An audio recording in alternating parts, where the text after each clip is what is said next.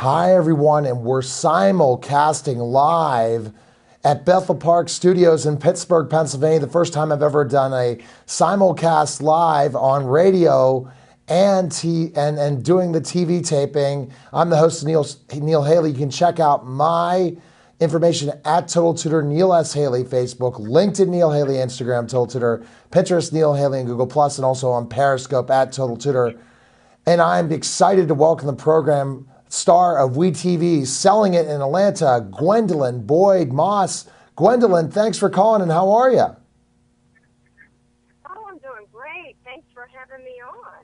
Absolutely, Gwendolyn. So we'll start out with getting with the show, but the big thing is the book. I mean, because again, I've worked with kids with autism for over 10 to 12 years as an educator and a tutor and as an educational advocate. So it really touched me when I saw the information about your son and all that. But let's get a little bit of background of you and starting in reality television. I apologize. I was trying to get you on the line a little earlier, but you're busy doing what you do, right, Gwendolyn? I've got a lot on my plate right now. Just trying to get some things done that I think is really going to benefit parents and, of course, children that have mental illness. So, yes, I'm definitely on the move right now. Yes, so tell us the premise of your show for a second for our listeners out there who have not watched on WeTV and what time it's on and all that stuff. Okay, so Selling It and the ATL is a real estate show, which I started doing real estate about almost 17 years ago. And I'll tell you, the basis for me even going into the business, and I'm sure every parent will be able to relate to this, especially if you are a single mom, was because I had a child that was diagnosed with autism. And back then, you know, corporate America, it was very hard for me to be in corporate America. I had a child that was having major meltdowns and tantruming at school and getting the phone calls. And so, you know, there were times that I just had to leave. And, you know, there was always the threat of being fired hanging over my head because they just weren't it wasn't as much awareness as we have today about it. So real estate was a good field for me to go in. So that's the premise of the show. It's 7 other ladies on the show. It's very competitive. But I decided to join in on the show to utilize it for a bigger purpose, which was what I'm passionate about, which is mental illness. And so WeTV, you know, allowed me to really show my family and show what it's like to be a parent that is juggling, working, and having a child that not only has autism, but Justin is dual diagnosed with schizophrenia as well. And so, you know, it's bringing about more mental health awareness, and it's just a great platform that, you know, I could use to do that and platform the children's book and the nonprofit that is launching. Definitely, and I think that's the thing that you have to do when you want to get yourself out there. It's to help your brand, but also you look at specifically what's the purpose of getting a larger audience to feed your whole purpose in life and message, and that is mental illness. So let's get to the book now, and then we can talk a little bit about the show more. But again, I think that the fact is that you worked, you said, in real estate just because it was flexible, especially when your son was diagnosed with autism. So tell us that part of the story, and then, you know, and where this journey's gone since when he was 3. Right, yes. So, you know, of course, the children's book, you know, came about because, you know, I saw throughout the years the challenges that Justin had developing relationships with other children, or the lack of relationships, you know, that other children were willing to have with him. So, you know, I felt like it was important to create a series that could be used as a teachable tool, something very delicate but yet descriptive that would help them to better understand their peers that have mental illness. I mean, you know, and I know that it's 1 out of 68 children now diagnosed with autism. Yes. 2% schizophrenic. We have bipolar, ADHD. So, you know, I have my big brother Jojo and his friend schizophrenia. Okay. I have Mr. Autism and Andrew come play. And then I have the bipolar Ben and his captor Ben, and Angelina and the ADHD fairy. Why did I do this? So that we can begin the conversation. Yes. so that we can find a delicate way to open up conversation, not just in schools, in Sunday school, churches. Exactly. If you have a family member, it's a great way to say, you know what, Ben just threw that chair, but don't be afraid of Ben. Ben is bipolar. Help them to understand. And Yes. the truth of the matter is, it will help us to not have adults, children grow up and they become adults, or teenagers in high Definitely. school, there's bullying, and become adults that are ignorant to mental illness. So I felt like it was important to start training the mindset early on of the younger generation about mental illness. And that's great. And like you touch upon certain brain disorders and also look at specific diagnoses and are able to feel for those people because you've lived through it, and we'll talk about that. And that you see that Right. if kids have meltdowns as little kids at 2, but when you see a meltdown at 9, it's a different story. And then people think, oh, it's parenting or it's this. These children's books will help educate not just the parents that have children with disabilities, but also their friends, other parents, other people to understand this is okay. We have to understand more about kids with disabilities and adults with disabilities and be more understanding, Gwen. And I think you completely, that's why you're doing this. This is a message to say, you know what? We are still not understanding enough. We don't want to fully include No. kids in the classroom anymore because they're too noisy. We want to make all these blames instead of really working as a community. Right. And we have to, as a community. I always say, it takes a village to raise a child. We've all Right. heard that. That village for the community of people that have mental illness is our nation. Yes. And if we don't really begin to understand that concept, that even if it doesn't affect your household directly, you don't have a child with mental illness, or you don't have a family member, we see these situations in the press that come about. We see the Colorado Yes. movie theater shooting. Yes. We see, Sandy Hook. We see all these situations, and then we say, where are the parents, or what happened? No, where are they? We've got Yeah. to do some things early on as these numbers are growing to help the parents, to help these children, so that we don't have these kind of situations later on that do affect the communities that don't necessarily have it in their home. I completely agree with you, and then they help. So, for example, if a mom has 2 other kids and one has autism, the parents don't look like, what are you doing? They're going to go and pitch in. Oh, can I hold your baby while you handle this issue? If we more and more work as a community, and then in the classroom, we understand that it was a rough day and your other son wasn't able to get their homework done because of a meltdown at home. We're just not understanding about kids with disabilities, and through these books, you're able to do that. And then when you go and do a book signing or a reading, then you get to share more than you're able even to share on your television show, which is your mission. Right, yes. It is my mission. That's the other reason why, I've developed the nonprofit also, which I will officially launch. I have gotten the website up, which is myspecialfriends.org, and the official launch will be in April. Awesome. My first fundraising event will be in April here in Atlanta to launch for Autism Month. Oh, well, that's perfect because we'll probably air this right after Easter for TV, but radio will go out in syndication next week. So you'll get 2 flows of this. You'll get the radio exposure, then you get the television exposure. So that's excellent how things worked out, and definitely want to jump this the week before Autism Month. So I want to get in a little bit in the books later, but I really want to get back into your family and your son that was diagnosed at 3, because you chose again to get involved in real estate. So how challenging was it once you figured out that he had autism, and what you had to do and how you had to change your life in so many ways? Well, every parent knows, and for me, I was a single mom. Yes. So it was, a little bit, more challenging to get certain things done. But, definitely your schedule is not your own anymore. It really, everything kind of evolves around that. And Justin, like I said, was very severe. He would headbang. He would multiple tantrums. He couldn't go into a mall Yeah. without measuring his steps. And if you did not go out of that mall the exact same way that you came in, well, he was going to have a meltdown. Oh, my. For me, and what I talk to parents about all the time, how important it is early on to really deal with the diagnosis. Because I think when we get the diagnosis, it's an immediate death to all our hopes and dreams that we had for that child.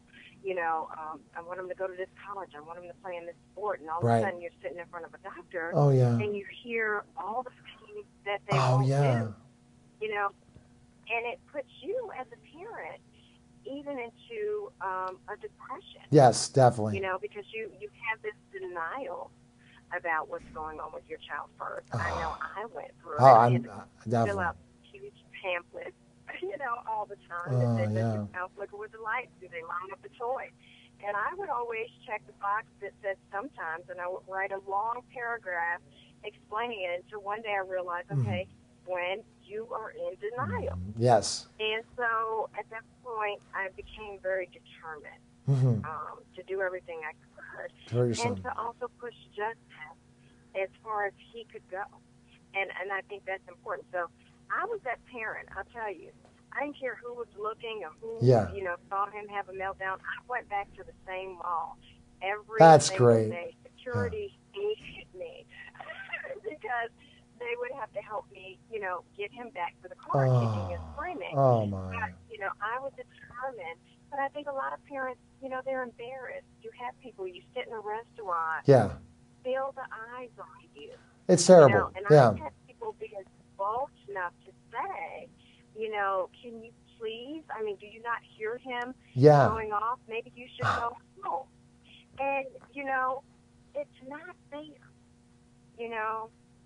They have to have some sense of normalcy. Definitely. They have a right to live a lifestyle.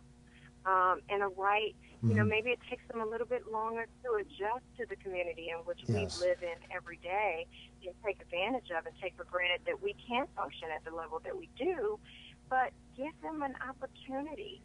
We have to take those chances, and we have to be understanding of that and embrace and try to help those parents, like you said. Then, my second child came along, Yeah. and I was scared to death. I think any parent that Oh, has, yeah. siblings, multiple children, you're afraid to even have another child because you don't know if your You never know. next child is going to have Mhm.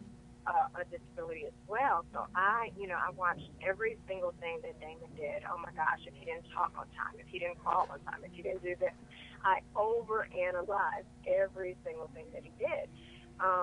But then when you start bringing siblings in, and I have two other boys, Damon and Brandon, Yes. you do have to deal with, like you said, Mhm. balancing.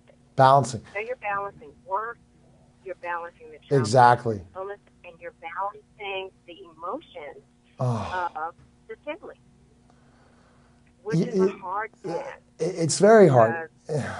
I mean, I can feel for you for sure. And once you did that, you dealt with it. You kept bringing them back to the malls and you different things. Things were not a bed of roses, meaning, like some families that deal with autism and that, everything's fine now. Your son is going to be fine. And, we have to understand he has autism and this is what he's dealing with. But the older he got, the more difficult it got, didn't it? The more difficult it got. So you name it, I did it. Behavioral interventions, occupational therapy, speech therapy. He didn't talk to me, he was 9. Chelation treatment, testing for mercury in the Yes. system. Mhm. I was willing to try everything that I could, and I spent, days, 4 times out of a 7-day week, going to different therapies, dragging along the other children. Yeah. So, but it's a lot of work and, and the battling with the school system. Yes. That's the other Oh, thing. and that's where, when we get back, we're going to talk about that, Gwendolyn, because we're going to have to take a quick break.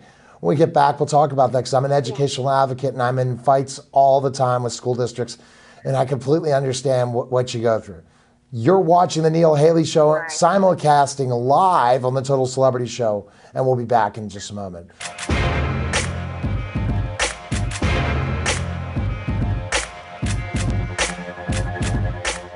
Hello, my name is John Bauer. I'm a paramedic supervisor with Tri-Community South EMS. I would like to tell you about hands-only CPR. If you see a teen or adult collapse, call or have someone call 911. Bare the victim's chest. Place one hand on the center of the chest and interlock both hands. Compress the chest fast and hard. Press 100 times a minute to the beat of the song Staying Alive. This will give you the correct rate for your compressions. Do this until EMS arrives. Stop CPR if you are too exhausted to continue. These two simple steps can double the person's chance for survival. Doing these steps can mean the difference between life and death. For more information on CPR training or our Speakers Bureau, go to tcsems.org or call 412-831-3710.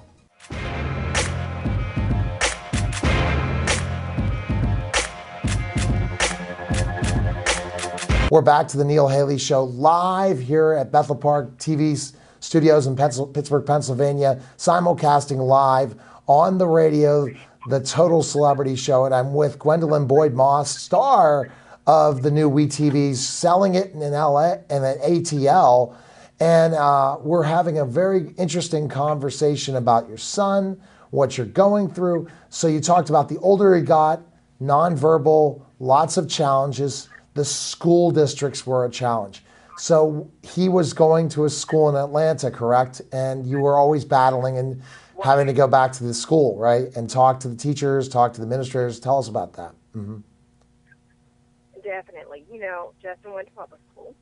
And, you know, a lot of times I feel that sometimes schools, you know, they look at a diagnosis and they kind of put everyone into the same hole. Everybody is the same and everybody, and they don't want to kind of, and doctors do it too. They don't want it. They say this is the do's and don'ts of it, and that's the end of it. And so when you know your child, and I would say the school system should really listen to the parent because we know the child better than they do. Yeah, exactly. We can see certain things, and I just knew what Justin had the ability to do. And one of the things that worked in my favor was that he mimic behavior.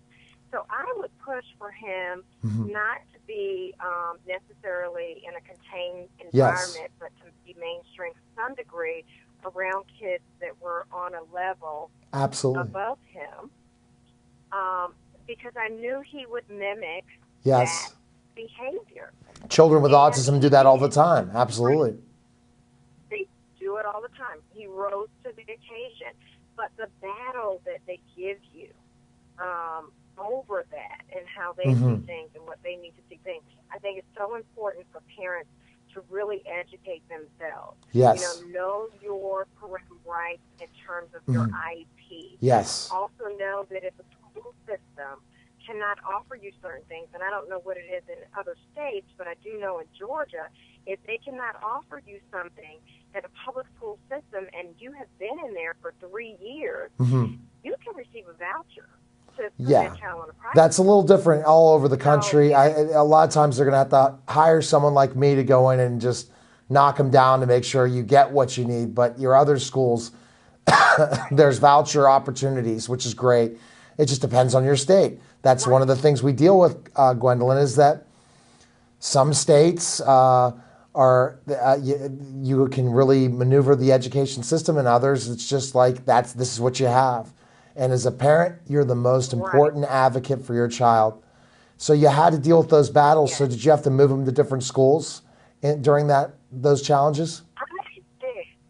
Yeah, I did. You know, because I was, you know, there was a time that Justin was bused, you know, early, 6 o'clock in the morning, to get to a school that was, you know, pretty much about 45 minutes away. But, you know, you want to get the best services that you can for that child early on. So it's very important to not just do the research about the school that your child is zoned for, but to research all the other schools around you and their services and find the best fit for your child. Because the truth of the matter is they can be zoned anywhere because of the disability. They can go to any school system. I know here in Georgia that they want to. That's great. That particular system that they're zoned for does not provide them with the services that will accommodate them. So you were in a lot of tear-filled you know, meetings, weren't you, Gwendolyn? A lot of tear-filled, argumentative yeah. meetings. I'll tell you, they did not like me in the beginning. The interesting thing is the very same school system that Justin first started with, you know, I started getting phone calls later on, of course, for me to come out and talk with other parents, you know, and help other parents That's great. with certain things. So, you know, it's worth the battle. It's not always easy, but again, it's being determined because, like Definitely. you said, you're the best advocate for your child. Yeah, that's Really that. That's are. that. And, Yeah. I'd love to train parents on that fact because guess what? You go in and you don't show the emotion and you know the law and you're a matter of fact and you're Right. willing to compromise some, not all, but meaning you want to reach your goals, but not to the point where it's impossible. You'll understand what districts have, what districts don't have, and you go till you get what you want. And the more you fight them, the more you have an opportunity to win. If you go in like, oh, sure, I trust you guys, you're not going to get the best, and that's too bad. And don't you wish, Gwendolyn, we could have a better system for special education students in the United States? I think our special ed students are missing out so much. Well, there's limited, you know, services, and you know, my understanding is, you know, the numbers in the classrooms and the amount of teachers that are going into this field, that number is deteriorating, and it's sad, you know, because we need them to be growing because the numbers of child that are being diagnosed with some form of mental illness are growing. So, you know, when I started hearing about that, you know, it just really, you know, pierced my heart as a sad affair.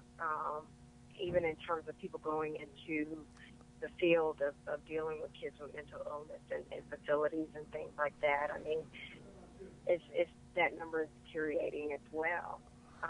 The other battle, you know, unfortunately I had to deal with was when Justin did become severe and was diagnosed with schizophrenia, having, you know, a situation where he had to go into a facility. Oh, yeah.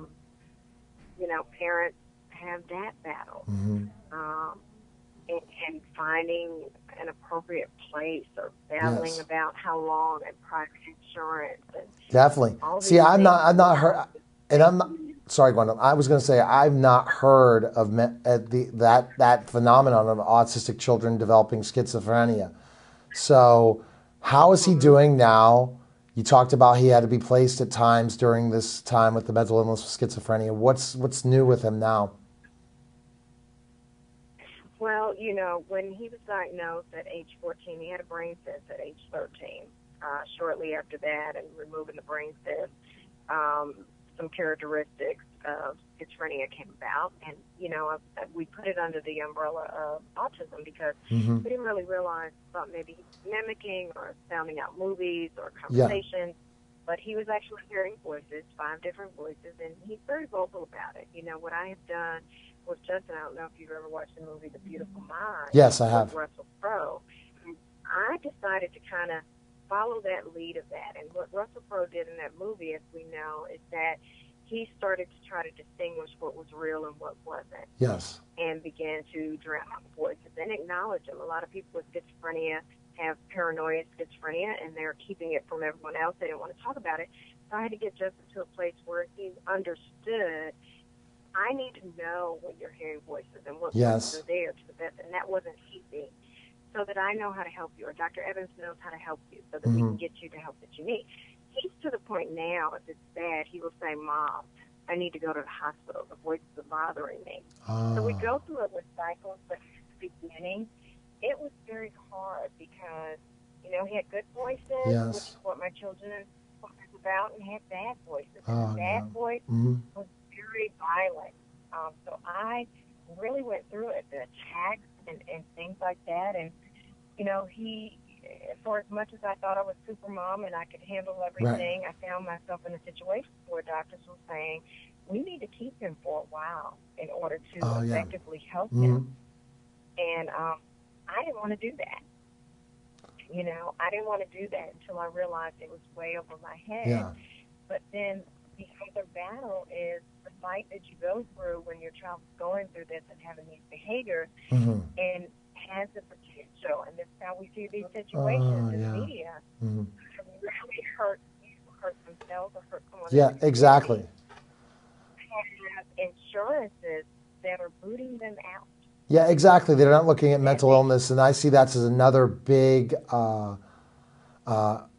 mission for you to help adults and children with mental illness.